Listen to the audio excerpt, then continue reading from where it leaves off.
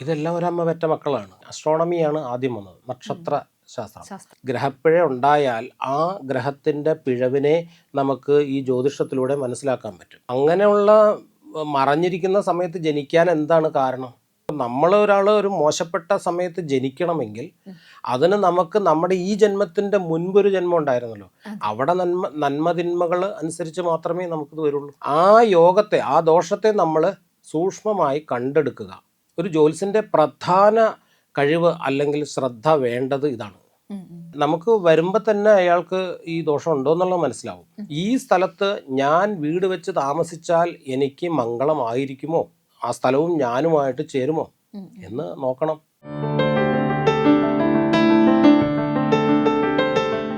നക്ഷത്രങ്ങളുടെ ഭാഷയും ഗ്രഹങ്ങളുടെ സന്ദേശങ്ങളും ജീവിതത്തിന്റെ വഴികളിലേക്ക് വെളിച്ചം നൽകുന്ന പുണ്യം ബൈ ഇന്ത്യ ലൈവിന്റെ ഈ ആത്മീയ ജ്യോതിഷ യാത്രയിലേക്ക് സ്വാഗതം.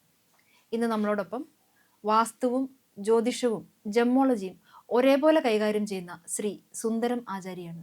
സർ, നമസ്കാരം. നമസ്കാരം. നമസ്കാരം. വാസ്തുവും ജ്യോതിഷവും ഇത് തമ്മിൽ ചെറിയ ബന്ധങ്ങളൊക്കെ ഉണ്ടെന്ന് ഇത് നമുക്ക് തോന്നാറുണ്ട്. ശരിക്കും അത് തമ്മിലുള്ള ബന്ധം എന്താണ്? ഇതെല്ലാം ഒരമ്മ പെറ്റ മക്കളാണ്. ജ്യോതിശാസ്ത്രം ഇതിൻ്റെ ഫണ്ടമെൻ്റലായിട്ടുള്ള ജ്യോതിഷത്തിൽ നിന്നും തിരിഞ്ഞിട്ടുള്ളതാണ്. അസ്ട്രോണമിയാണ് ആദ്യം വന്നത്, നക്ഷത്ര ശാസ്ത്രം. സൗരയൂഥത്തിൽ ഗ്രഹങ്ങൾ എവിടെ നിൽക്കുന്നു, പിന്നെ കണക്കുകൾ, സമയം അറിയാനൊക്കെയാണ് ഇത് പൂർവികർ ആദ്യം ഉപയോഗിച്ചു വന്നിരുന്നത്. അതിനുശേഷമാണ് ഇത് അസ്ട്രോളജിയിലേക്ക് വന്നത്. ഇത് വെച്ചിട്ട് ഒരു ഗ്രഹം ഇവിടെ നിന്നാൽ ഇന്ന ഫലമായിരിക്കും, ആ ഗ്രഹം അവിടെ നിന്നാൽ ഇങ്ങനെ ഫലമായിരിക്കും. പരസ്പരം ഈ രണ്ട് ഗ്രഹങ്ങൾ തമ്മിൽ ദൃഷ്ടി വന്നാൽ മറ്റൊരു ഫലം. ഇപ്പോൾ ചുണ്ണാമ്പ് മാത്രം നിന്ന് കഴിഞ്ഞാൽ നല്ല വെള്ളയും പരിശുദ്ധിയും, മഞ്ഞൾ മാത്രം നിന്നാൽ നല്ല മഞ്ഞയും സമാധാനത്തിൻ്റെ കളറും, ഇത് രണ്ടും കൂടി ചേർന്നാൽ ചോരയാവും, ചുമന്ന കളറാവും, ഗുരുതിയാവും. അപ്പോൾ ഈ ഗ്രഹങ്ങൾ അങ്ങോട്ടും ഇതിൻ്റെ കോമ്പിനേഷൻസ് ആണ് ഇതിൻ്റെ സയൻസ്. അതായത് ഫണ്ടമെൻ്റലായിട്ട് സൂര്യപ്രകാശം ഓരോ ഗ്രഹത്തിലേക്ക്, നമ്മുടെ ഭൂമിയിലേക്ക് അടിക്കുന്നത് പോലെ തന്നെ ചന്ദ്രനിലേക്ക് അടിക്കുന്നു, ശുക്രനിലേക്ക് പോകുന്നു, വ്യാഴത്തിലേക്ക് പോകുന്നു. അങ്ങനെ എല്ലാ ഗ്രഹങ്ങളിലേക്കും നക്ഷത്രങ്ങളിലേക്കും സൂര്യൻ്റെ പ്രകാശം പ്രചരിക്കുന്നുണ്ട്, അല്ലെങ്കിൽ കിട്ടുന്നുണ്ട്. അപ്പോൾ ഇതിനകത്ത് നമ്മൾ റിഫ്ലക്റ്റ് ചെയ്യുന്നുണ്ട്, അതുപോലെ തന്നെ ചന്ദ്രനും റിഫ്ലക്റ്റ് ചെയ്യുന്നുണ്ട്. നമുക്കിപ്പോൾ പെട്ടെന്ന് മനസ്സിലാക്കാനായിട്ട് ചന്ദ്രൻ്റെ റിഫ്ലക്ഷൻ നമുക്ക് പെട്ടെന്ന് മനസ്സിലാവും. കാരണം നമുക്ക് നിലാവ് വരുന്നു, ഈ നിലാവിനെ നമുക്ക് കണ്ണുകൊണ്ട് കാണാം. ചന്ദ്രൻ നമ്മുടെ ഒരു 3-4 ലക്ഷം കിലോമീറ്ററിൻ്റെ ചുറ്റളവിൽ നിൽക്കുന്നുണ്ട്. 3 മുതൽ 4 ലക്ഷം കിലോമീറ്ററിൻ്റെ ഉള്ളിലാണ് ചന്ദ്രൻ നിൽക്കുന്നത്. അപ്പോൾ ആ ചന്ദ്രനെ നമുക്ക് കാണാം, പെട്ടെന്ന് വലുതായിട്ട് കാണാം, അതിൻ്റെ പ്രകാശവും നമുക്ക് കാണാൻ പറ്റും. പക്ഷെ മറ്റുള്ളവരൊക്കെ പ്രകാശവർഷങ്ങൾ അകലെ ആയതുകൊണ്ട് അവരുടെ പ്രകാശത്തെയും അവരെയും നമുക്ക് അങ്ങനെ സൂക്ഷ്മമായി കാണാൻ പറ്റില്ല, കൃത്യമായി കാണാൻ പറ്റില്ല. എന്നിരുന്നാലും സൂര്യപ്രകാശം അവരിലേക്ക് പോകുന്നുണ്ട്, അവരിൽ നിന്നും റിഫ്ലക്ഷൻ ഭൂമിയിലേക്കും വരുന്നുണ്ട്, മറ്റ് പല ലോകത്തേക്കും സഞ്ചരിക്കുന്നുണ്ട്, ഗ്രഹങ്ങളിലേക്കും സഞ്ചരിക്കുന്നുണ്ട്. അപ്പോൾ സൂര്യപ്രകാശം നമുക്ക് നേരിട്ട് കൊണ്ടുകഴിഞ്ഞാൽ ഒരനുഭവമാണ്, അല്ലേ? സൂര്യപ്രകാശം ചന്ദ്രനിൽ വന്ന് തട്ടിയിട്ട് ആ നിലാവ് നമ്മൾ കൊള്ളുകയാണെങ്കിൽ വേറൊരു അനുഭവമാണ്, ശരിയല്ലേ? അങ്ങനെയാണെങ്കിൽ ചൊവ്വയിൽ തട്ടി വരുന്നതോ, ബുധനിൽ തട്ടി വരുന്നതും വ്യാഴത്തിൽ തട്ടി വരുന്നതൊക്കെ വേറെ വേറെ അല്ലേ? കുറച്ചും കൂടി ശരിക്കും വ്യക്തമായിട്ട് ഒരു നാട്ടിൻപുറത്ത് മനസ്സിലാക്കണമെങ്കിൽ വെറുതെ പച്ചവെള്ളം, ആ പച്ചവെള്ളം കുടിച്ചു കഴിഞ്ഞാൽ ഒരു ടേസ്റ്റ്, ഒരു അനുഭവം. അതൊന്ന് ചൂടാക്കി കുടിച്ചാൽ വേറൊരു അനുഭവം. അതിനെ കുറച്ച് ചായപ്പൊടി ഇട്ട് കുടിച്ചു കഴിഞ്ഞാൽ ശനിയെ ചേർത്ത് കഴിഞ്ഞാൽ, ശനി എന്ന് പറയുന്നത് ചായപ്പൊടിയാണെങ്കിൽ അത് ചേർത്ത് കഴിഞ്ഞാൽ, കുറച്ച് വ്യാഴത്തെ ചേർത്ത് കഴിഞ്ഞാൽ, പഞ്ചസാര ചേർത്ത് കഴിഞ്ഞാൽ മറ്റൊരുതായി. ഇനി ഇതിനകത്ത് ചന്ദ്രനെ ചേർത്താൽ, പാല് അതൊഴിച്ചാൽ, അപ്പോൾ ഒരു ചായ ഉണ്ടാക്കുന്നതിൽ ഇതെല്ലാം വരും എന്ന് പറഞ്ഞ പോലെ ബേസിക് ഫാക്ടർ എന്ന് പറയുന്നത് വെള്ളമാണ്. അപ്പം അത് സൂര്യപ്രകാശമാണ്. ആ സൂര്യപ്രകാശം നമുക്ക് നേരിട്ട് നമുക്ക് വരുന്നതും അല്ലാതെ പ്രപഞ്ചത്തിലൂടെ മറ്റ് ഗ്രഹങ്ങളിൽ പോയി തട്ടി തിരിച്ചു വരുന്നതുമായിട്ടുള്ള രശ്മികൾക്ക് നമുക്ക് ഒരുപാട് കാര്യങ്ങളുണ്ട്. ഈ കാര്യങ്ങൾ ഒരു കുട്ടി ജനിക്കുന്ന സമയത്ത് അവൻ്റെ ആ മൈക്രോ സമയത്ത് ആ പ്ലാനറ്ററി പൊസിഷൻ എവിടെ നിൽക്കുന്നു അതനുസരിച്ചിട്ടാണ് അവൻ്റെ ഗ്രഹനില എന്ന് പറയുന്നത്, അവൻ്റെ ജാതകം എന്ന് പറയുന്നത്. മനസ്സിലായോ? ഇപ്പോൾ ഏതെങ്കിലും 12 രാശികളാണ്, ആ 12 രാശികളിൽ ഏതെങ്കിലും ഒരു ലഗ്നം വന്നു. ഇപ്പോൾ ഉദാഹരണം ധനു ലഗ്നം, അതായത് ധനുരാശിയിൽ ലഗ്നമായിട്ട് ധനുരാശി ഉദിച്ചു വരുന്ന സമയത്ത് ഒരു കുട്ടി ജനിക്കുന്നു, അവൻ്റെ 7ൽ വ്യാഴമാണ്, അപ്പോൾ അത് നല്ല ഇതുപോലെ ഇങ്ങനെ കുറേ ജാതകത്തിൻ്റെതായ കാൽക്കുലേഷൻസ് ഉണ്ട്. ഈ ജാതകത്തിൽ ഏതെങ്കിലും തരത്തിൽ ഗ്രഹത്തിൻ്റെ പിഴവുണ്ടായാൽ, ഗ്രഹപ്പിഴ ഉണ്ടായാൽ ആ ഗ്രഹത്തിൻ്റെ പിഴവിനെ നമുക്ക് ഈ ജ്യോതിഷത്തിലൂടെ മനസ്സിലാക്കാൻ പറ്റും. അങ്ങനെ ഒരു പിഴവ് സംഭവിച്ചു കഴിഞ്ഞാൽ അതുകൊണ്ട് ഓരോ ഗ്രഹങ്ങൾക്കും ഓരോരോ കാരകത്വം കൊടുത്തിട്ടുണ്ട്. ഇപ്പോൾ സൂര്യൻ ആത്മകാരകനാണ്, ചന്ദ്രൻ മാതൃകാരകനാണ്, ചൊവ്വ സഹോദരകാരകനാണ്, വ്യാഴം സന്താനകാരകനാണ്. അപ്പോൾ ഒരു കപ്പിളിന്, അതായത് കുട്ടികളുണ്ടാകുന്നില്ലെങ്കിൽ, ദമ്പതികൾക്ക് കുട്ടികളുണ്ടാകുന്നില്ലെങ്കിൽ ഇതിൽ ആരുടെയോ ജാതകത്തിൽ വ്യാഴത്തിൻ്റെ എനർജി കുറവാണ്. ആ വ്യാഴത്തിൻ്റെ എനർജി കുറയാൻ കാരണം എന്താണ്, എന്തുകൊണ്ട് കുറഞ്ഞു എന്ന് ചോദിച്ചാൽ അങ്ങനെയുള്ള വ്യാഴം മറഞ്ഞിരുന്ന സമയത്ത് ജനിച്ചതുകൊണ്ടാണ്. അങ്ങനെയുള്ള മറഞ്ഞിരിക്കുന്ന സമയത്ത് ജനിക്കാൻ എന്താണ് കാരണം, പിന്നെയും പുറകോട്ട് ചിന്തിക്കണം. അങ്ങനെ ചിന്തിക്കുമ്പോൾ ദേവകോപം ഉണ്ടാവാം, ധർമ്മദൈവത്തിൻ്റെ കോപം ഉണ്ടാവാം, അല്ലെങ്കിൽ പിതൃശാപം ഉണ്ടാവാം, അതല്ലെങ്കിൽ സർപ്പദോഷം ഉണ്ടാവാം. ഇനി ഇതും അല്ലെങ്കിൽ ശത്രുവിൻ്റെ ആഭിചാരദോഷം കൊണ്ടും അങ്ങനെ വരാം. പൂർവജന്മകൃതം പാപം വ്യാധി രൂപേണ ജായത എന്നാണ്. അപ്പം ഒരു മോശപ്പെട്ട സമയത്ത് ജനിക്കണമെങ്കിൽ അതിന് നമുക്ക് നമ്മുടെ ഈ ജന്മത്തിൻ്റെ മുൻപൊരു ജന്മം ഉണ്ടായിരുന്നല്ലോ, അവിടെ നന്മതിന്മകൾ അനുസരിച്ച് മാത്രമേ നമുക്കിത് വരുള്ളൂ. ഇങ്ങനെയാണ് അതിൻ്റെ കാര്യം.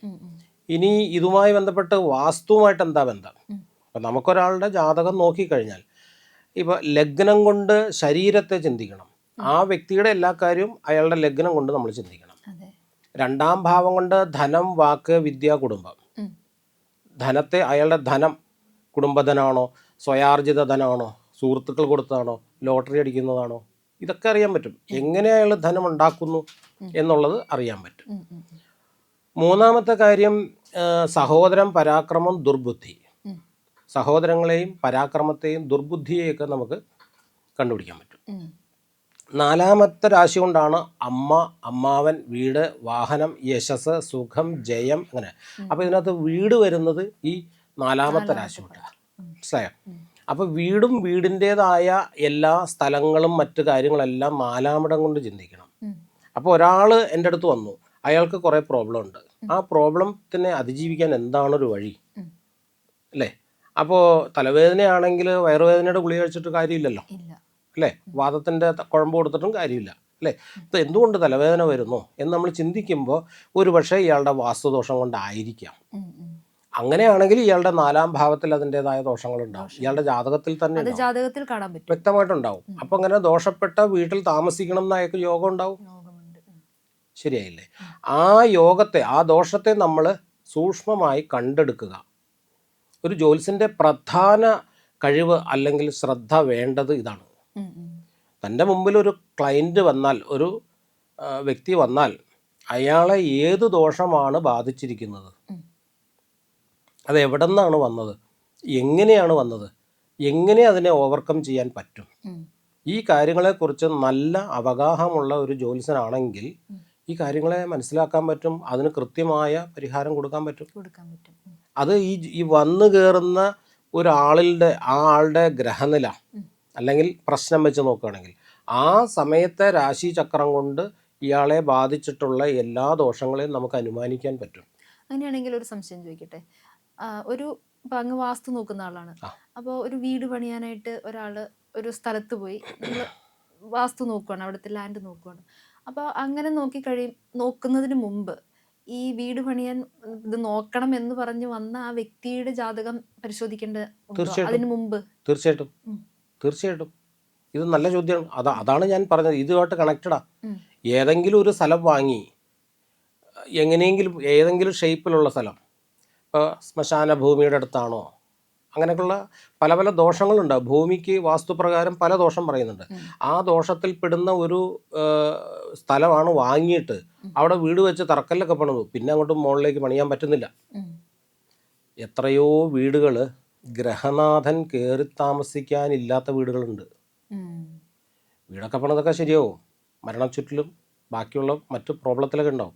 അങ്ങനെയുള്ള വീടുകളിൽ എല്ലാം ശരിയാവും, ലോണും ഒക്കെ എടുത്ത് പിന്നെ അതൊരു വലിയ ബാധ്യതയാവും. മനസ്സിലായോ? അങ്ങനെ ഗ്രഹനാഥനില്ലാത്ത അല്ലെങ്കിൽ ഗ്രഹനാഥയില്ലാത്ത വീടുകൾ, കയറി താമസത്തിന് മുന്നേ തന്നെ സംഭവിച്ചിട്ടുള്ള വീടുകളുണ്ട്. അതെല്ലാം ഈ വാസ്തു ദോഷ പരിഹാരമാണ്. അപ്പോൾ ഒരു മനുഷ്യൻ തനിക്ക് ഒരു ആലയം അല്ലേ, ഒരു മനുഷ്യൻ്റെ ആത്മാവ് കുടികൊള്ളാനായിട്ടൊരു ആലയം ശരീരം വേണം. ഈ ശരീരത്തിന് രോഗാദി ദുരിതങ്ങളുണ്ടെങ്കിൽ ആ ആത്മാവ് സ്വസ്ഥമായിട്ട് അവിടെ ഇരിക്കുമോ? അസ്വസ്ഥതപ്പെടില്ലേ? അപ്പോൾ എന്ത് ചെയ്യണം?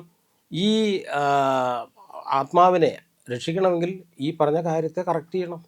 ഈ ശരീരത്തിൻ്റെ രോഗം മാറ്റണം. അതുപോലെ തന്നെ വീട് നല്ലതായിരിക്കണം. അപ്പം ഇങ്ങനെ നമുക്ക് വരുമ്പോൾ തന്നെ അയാൾക്ക് ഈ ദോഷം ഉണ്ടോ എന്നുള്ളത് മനസ്സിലാവും.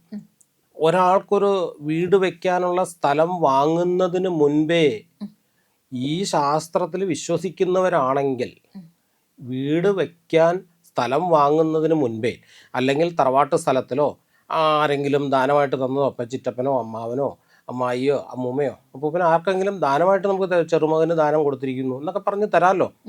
ഈ സ്ഥലത്ത് ഞാൻ വീട് വെച്ച് താമസിച്ചാൽ എനിക്ക് മംഗളമായിരിക്കുമോ? ആ സ്ഥലവും ഞാനുമായിട്ട് ചേരുമോ എന്ന് നോക്കേണ്ടതുണ്ട്. രാശി വെച്ച് നോക്കിക്കഴിഞ്ഞാൽ അതറിയാൻ പറ്റും. ആ സ്ഥലത്തിന് എന്തെങ്കിലും കുഴപ്പമുണ്ടെങ്കിൽ അറിയാൻ പറ്റും. ഉണ്ടെങ്കിൽ ആ കുഴപ്പത്തിനെ മാറ്റാൻ പറ്റുന്നതാണെങ്കിൽ അതിനെ പരിഹരിക്കാൻ പറ്റും. അതാണ് ഏറ്റവും നല്ലത്. അതായത് നമ്മളൊരു വീട് വെക്കുമ്പോൾ വാസ്തു നോക്കുന്ന പോലെ തന്നെ പ്രധാനമാണ് ജ്യോതിഷവും. ഇതെല്ലാം ഒരു കണക്റ്റഡ് ആണിത്.